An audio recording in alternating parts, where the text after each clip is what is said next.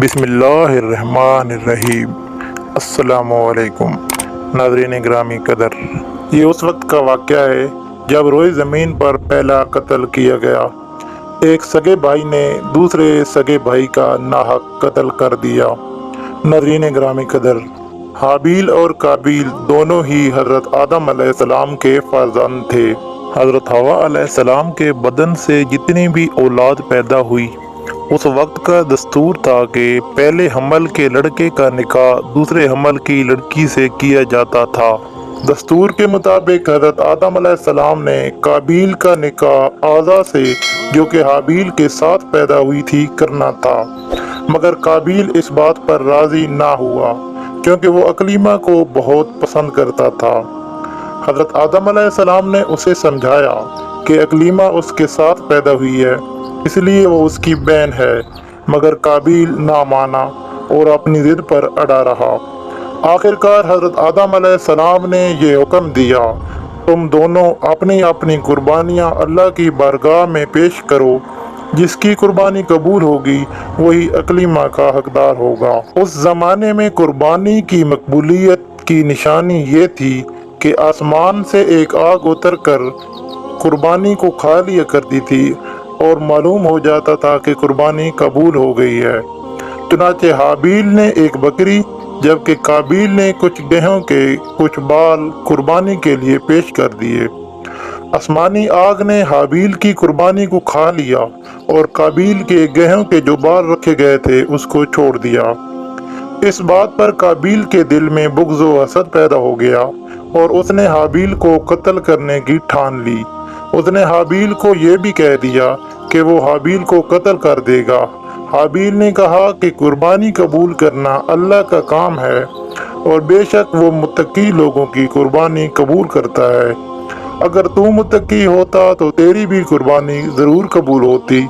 साथ ही हाबील ने यह भी कह दिया कि अगर तू मुझे कत्ल करने के लिए मेरी तरफ हाथ बढ़ाएगा तो मैं अपना हाथ तेरी तरफ नहीं उठाऊंगा, क्योंकि मैं चाहता हूँ कि मेरा और तेरा दोनों गुनाह तेरे ही पल्ले पड़े और तू दोज़खी हो जाए।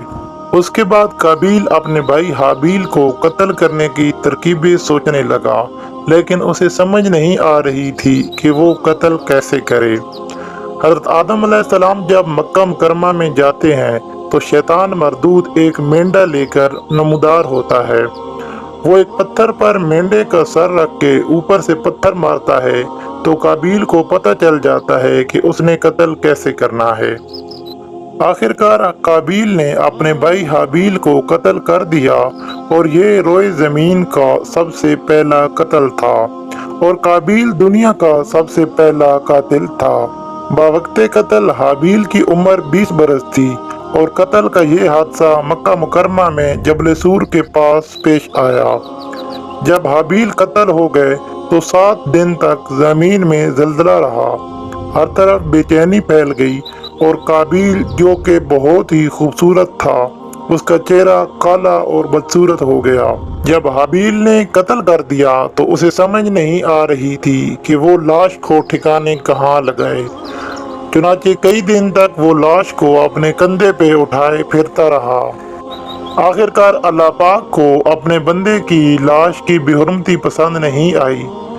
फिर ऐसा होता है कि 2 कौवे काबील के सामने लड़ाई करते हैं और एक कौवा दूसरे कौवे को मार देता है और फिर ज़मीन में गड्ढा खोदकर उसको दफना देता है। काबील को इस बात पे बड़ी शर्मिंदगी महसूस होती है कि मुझे अपने भाई की लाश को दफन करने का सोच भी नहीं आया। उसके बाद काबील गड्ढा खोदता है और अपने भाई को दफन कर देता है।